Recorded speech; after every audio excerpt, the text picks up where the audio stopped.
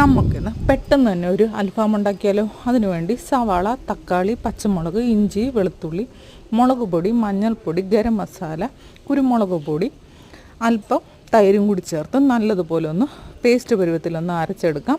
അരച്ചെടുത്തത് നമുക്ക് ചിക്കനിലോട്ട് നല്ലതുപോലെ തേച്ച് പിടിപ്പിക്കാം. അതിനുശേഷം നമുക്ക് മസാലയെല്ലാം തേച്ച് പിടിപ്പിച്ച് ഫ്രിഡ്ജിലോട്ടൊരു 1/2-3 മണിക്കൂർ നമുക്ക് റെസ്റ്റ് ചെയ്യാൻ വെക്കാം. അപ്പോഴത്തേക്കിനും മസാലയെല്ലാം ഇതിൽ നല്ലപോലെ പിടിക്കുന്നതായിരിക്കും. നല്ലപോലെ പിടിച്ച് കഴിഞ്ഞ് നമുക്ക് എയർ ഫ്രയറിലോ ഒരു 200 ഡിഗ്രിയിൽ ഒരു 30 മിനിറ്റാണ് ഞാനിത് ചൂടാക്കി എടുക്കുന്നത്. ചെറിയ പീസായതുകൊണ്ടാണ്. വലിയ പീസാണെങ്കിൽ ഒരു 45 മിനിറ്റൊക്കെ വെക്കേണ്ടി വരും. നമുക്ക് ഒരു 15 മിനിറ്റ് ആകുമ്പോൾ പിന്നെയും തിരിച്ചിട്ട് ചെറുതായിട്ട് എണ്ണ തൂത്ത് കൊടുക്കാവുന്നതാണ്. അല്ല എണ്ണ തൂക്കാതെ വേണമെങ്കിൽ ഇത് നമുക്കെടുക്കാം. ഒരു 30 മിനിറ്റ് ആകുമ്പോഴത്തേക്കും നമ്മുടെ അൽഫാം റെഡിയാകും. വളരെ ടേസ്റ്റാണ്.